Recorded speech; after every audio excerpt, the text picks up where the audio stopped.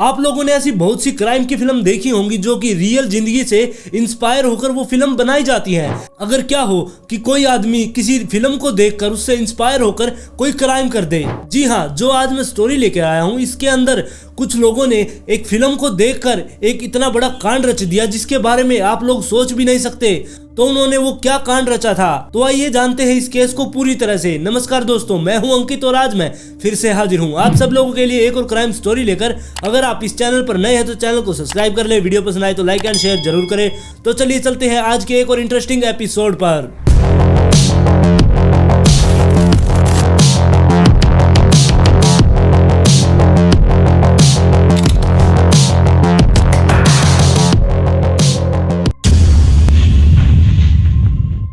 सत्ताईस नवंबर 2017 तेलंगाना में एक हॉस्पिटल के अंदर एक महिला एक आदमी को लेकर आती है जिसका चेहरा पूरी तरह से झुलसा हुआ था और उसका चेहरा पहचान में ही बिल्कुल नहीं आ रहा था। जिसके बाद डॉक्टर उसे इमरजेंसी के अंदर लेकर जाते हैं और उसका उपचार करना वो शुरू कर देते हैं। और तभी उन डॉक्टरों को पता चलता है कि उस आदमी का नाम सुधाकर रेड्डी है जो कि एक प्राइवेट कंपनी में अफसर है और जो महिला उसको वहां पर लेकर आई थी वो उसी की पत्नी स्वाति रेड्डी थी। और जो वो महिला थी यानी कि स्वाति रेड्डी, उसने डॉक्टरों को बताया कि हम दोनों पति पत्नी मार्केट में गए थे कुछ सामान वगैरह खरीदने के लिए, लेकिन तभी वहां पर कुछ बदमाश आ जाते हैं और वो मेरे पति के ऊपर हमला कर देते हैं। उन्होंने पहले उनको बुरी तरह से मारा पीटा, जिसके बाद उन्होंने तेजाब की शीशी निकाली और उनके चेहरे पर डाल दिया जिससे उनका चेहरा पूरी तरह से झुलस गया था। जिसके बाद वो उसे उठाकर हॉस्पिटल में लेके आई थी और हॉस्पिटल में लाने के बाद जो डॉक्टर उसका इलाज कर रहे थे उन्होंने बताया कि इनका चेहरा बहुत ज्यादा जल गया है, उन्हें इसकी प्लास्टिक सर्जरी करनी होगी। और इस बात पर स्वाति रेड्डी ने डॉक्टरों को इजाजत दे दी कि आप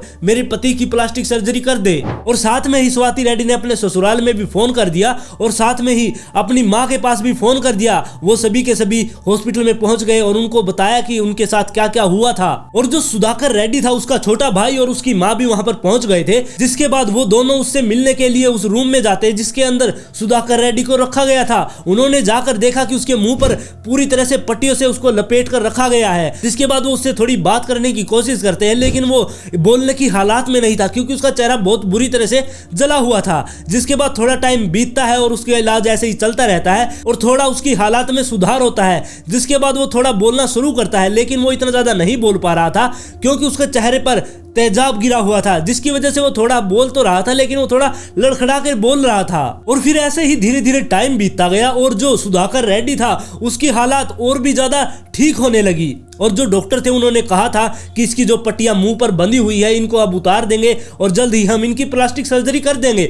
उन्होंने पहले तो उसके फेस का ट्रीटमेंट किया था ताकि उसको जलन ना हो और वो तेजाब आगे तक ना फैले। और अब सुधाकर रेड्डी थोड़ा ठीक हो गया था, वो लोगों के साथ बोलने भी लग गया था। और साथ में ही डॉक्टरों ने उसे कह दिया था कि आप इसको खाना पीना दे सकते हैं लेकिन उसको लिक्विड ही सब कुछ दिया करते। और साथ में जो उसके घर वाले थे वो भी उसके लिए लिक्विड डाइट बनाकर लाने लगे। और जो सुधाकर रेड्डी था उसे बचपन से ही मटन सूप बहुत ज्यादा पसंद था और उस दिन भी उसकी माँ उसके लिए मटन सूप बनाकर लाती है और उसे हॉस्पिटल में लाकर देती है। लेकिन जब उसकी माँ ने सुधाकर को वो मटन सूप पीने के लिए दिया तब सुधाकर रेड्डी ने उन्हें मना कर दिया। उसने कहा कि मुझे ये नहीं पीना है। लेकिन जो सुधाकर रेड्डी की माँ थी उसने काफी जिद भी की, तू इसे पी ले, तू जल्दी ठीक हो जाएगा। लेकिन सुधाकर रेड्डी ने बिल्कुल मना कर दिया कि मुझे नहीं पीना है। इस बात पर सुधाकर रेड्डी की माँ को लगता है कि शायद इसे बाद में पीना होगा या फिर इसका कोई मन नहीं है। लेकिन जो सुधाकर रेड्डी का छोटा भाई था उसे कुछ अलग लगता है। वो सोचता है कि जो सुधाकर रेड्डी है उसे बचपन से ही मटन सूप बहुत ज्यादा पसंद है लेकिन वो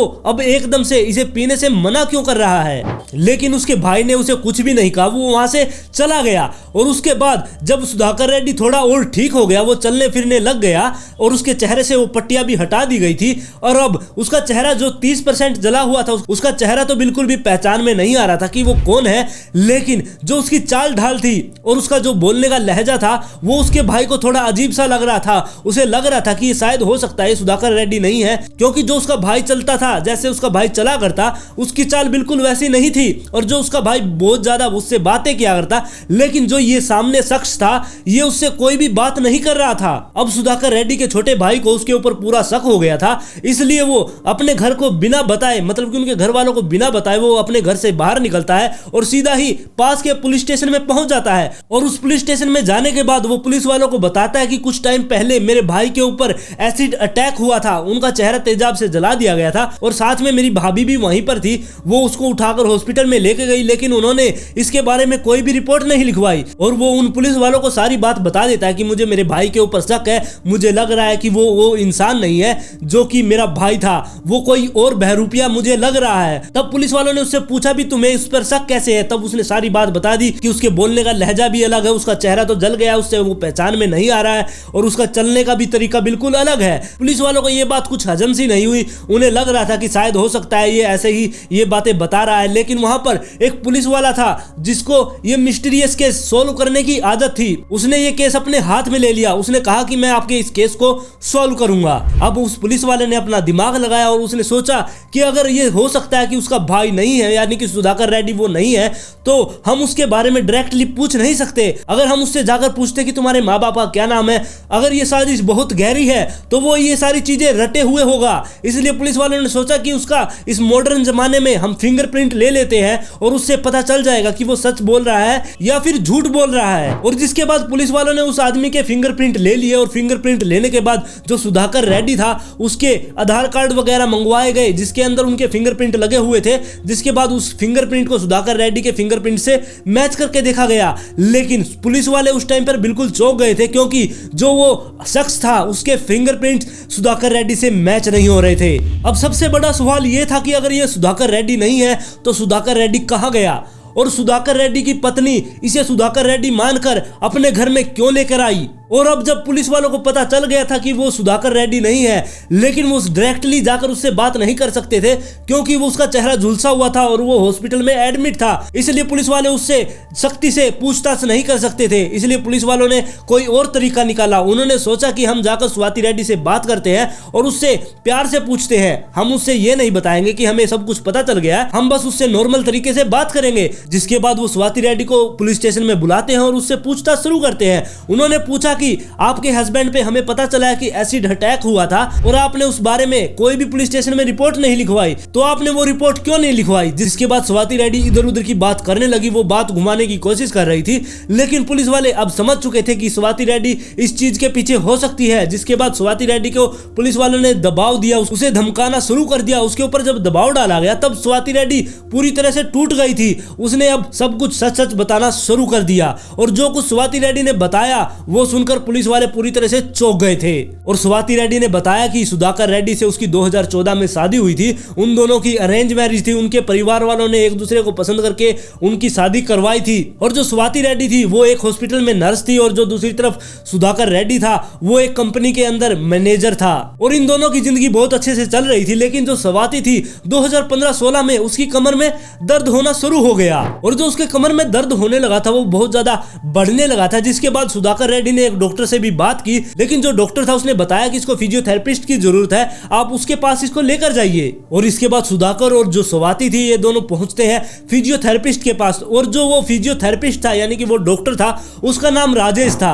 स्टार्टिंग में तो जो सुधाकर था वो अपनी पत्नी को उसके पास लेकर आया करता, यानी कि राजेश के पास लेके आया करता और उसका वो इलाज किया करता। लेकिन काफी दिन होने के बाद जो सुधाकर था उसे अपने कंपनी में बहुत ज्यादा काम होने लगा और अब स्वाति अकेले ही राजेश के पास अपनी कमर का दर्द ठीक करवाने के लिए जाने लगी। और धीरे धीरे इन दोनों के अंदर दोस्ती हो गई और इन्हें पता भी नहीं चला कि ये दोस्ती कब प्यार में बदल गई। अब ये दोनों एक दूसरे से बहुत ज्यादा प्यार करने लगे थे और अब इन दोनों का प्यार इतना ज्यादा सर चढ़कर बोलने लगा था कि अब ये चाहते थे कि ये दोनों 24 घंटे यानी कि दोनों शादी कर ले और ये हमेशा के लिए एक हो जाए। लेकिन जो स्वाति थी वो नहीं चाहती थी कि वो सुधाकर को डिवोर्स दे।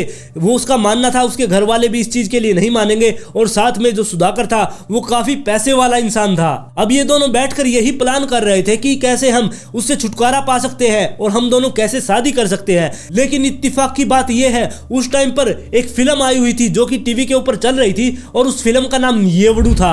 इस फिल्म को आप लोगों ने शायद देखा होगा। इस फिल्म के अंदर एक आदमी मर जाता है और उसी का हमशक्ल एक और आ जाता है। इस फिल्म के अंदर उसकी प्लास्टिक सर्जरी करके उसका हमशक्ल तैयार कर दिया जाता है और ये फिल्म उन्होंने जब देखी अब वो सोचने लगे थे कि क्यों न हम तुम्हारी सुधाकर की जैसी प्लास्टिक सर्जरी करवा दे। जिसके बाद उन्होंने ये फिल्म 8-9 बार देखी। अब इस फिल्म को देखने के बाद उन दोनों के दिमाग में एक भयानक कांड के मंसूबे ने जन्म ले लिया था। अब इन दोनों ने पूरा प्लान बना लिया था और इन्होंने जो दिन चुना था वो 26 नवंबर 2017 का चुना था। उस दिन संडे था और सुधाकर रेड्डी अब अपने घर पे आराम कर रहा था और जो कि स्वाति रेड्डी थी वो एक नर्स थी, उसे पता था कि एनेस्थीसिया कितनी मात्रा में दिया जाता है कि जिससे आदमी बेहोश हो जाए। और स्वाति रेड्डी ने उस दिन अपने पति यानी कि सुधाकर रेड्डी को एनेस्थीसिया दिया जिसकी वजह से वो बेहोश हो गया। और जिसके बाद उसने अपने आशिक यानी कि राजेश को अपने घर पर बुलाया और उसने आकर उसकी हत्या कर दी। उसने उसके सर पर किसी भारी चीज से वार किया और जिससे सुधाकर रेड्डी की मौत हो गई। और जब सुधाकर मर गया उसे मरने के बाद उसी घर के अंदर रखा गया और रात होने का इंतजार किया गया। रात होने के बाद उन दोनों ने मिलकर उसको बाहर निकाला और वो एक जंगल की तरफ चले गए। और जंगल में जाने के बाद उन्होंने पहले तो सुधाकर के चेहरे को बिल्कुल पूरी तरह से बिगाड़ दिया ताकि अगर किसी को उसकी लाश मिल भी जाए तो उसके चेहरे को पहचान ना सके। इसके बाद उन्होंने उसके शरीर को जला दिया। अब सुधाकर की लाश को ठिकाने लगाने के बाद ये दोनों अपने घर पर आते हैं और घर पर आने के बाद इन दोनों को अब अपने प्लान का अगले हिस्से को अंजाम देना था, यानी कि राजेश को अब सुधाकर बनना था। ये प्लान इन दोनों का तो था, लेकिन जो राजेश था वो थोड़ा हिचकिचा रहा था क्योंकि उसके चेहरे को अब जलाना था। अब जरा आप सोच कर देखिए, एक वो इंसान यानी कि राजेश जिसको अब सुधाकर बनाया जाएगा, उसके चेहरे को जलाकर उसकी प्लास्टिक सर्जरी की जाएगी और उसको सुधाकर बना दिया जाएगा। अब जिस चेहरे से स्वाति ने प्यार किया था, यानी कि राजेश के चेहरे को स्वाति ने प्यार किया था, लेकिन उसका चेहरा अब बदल जाएगा, उसका सुधाकर का ही चेहरा हो जाएगा। अब आप समझ सकते हैं ये कैसा प्यार था, लेकिन जो भी था आपके सामने है। अब घर पर आने के बाद स्वाति उससे कहती है कि अब तुम तैयार हो जाओ, मैं तुम्हारा चेहरा अब जलाने वाली हूँ। और स्वाति अपने साथ एसिड भी लेके आई थी। वो एक नर्स थी, उसे पता था कितनी मात्रा में एसिड डालना पड़ेगा ताकि उसका चेहरा 30% जल जाए। उसने पहले ही राजेश को कहा था कि मैं तुम्हारा चेहरा बस 30% ही जलाऊंगी, इसके बाद इसकी प्लास्टिक सर्जरी हो जाएगी, इससे ज्यादा अगर जल गया तो प्लास्टिक सर्जरी नहीं हो पाएगी।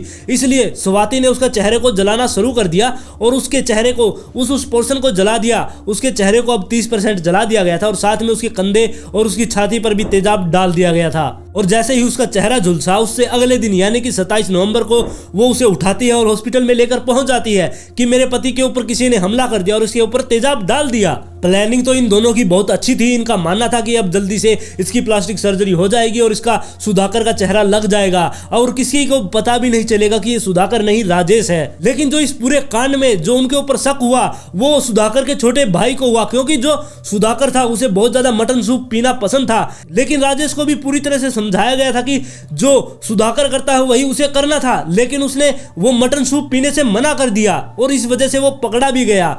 लेकिन उसकी मजबूरी थी क्योंकि वो पूरी तरह से वेजिटेरियन था, इसलिए वो मटन सूप नहीं पी पाया और इसी वजह से वो फंस भी गया। इसके बाद पुलिस वाले इन दोनों को उठाते हैं और अदालत में लेकर जाते हैं और अदालत में ले जाने के बाद इन दोनों को उम्र कैद की सजा हो जाती है।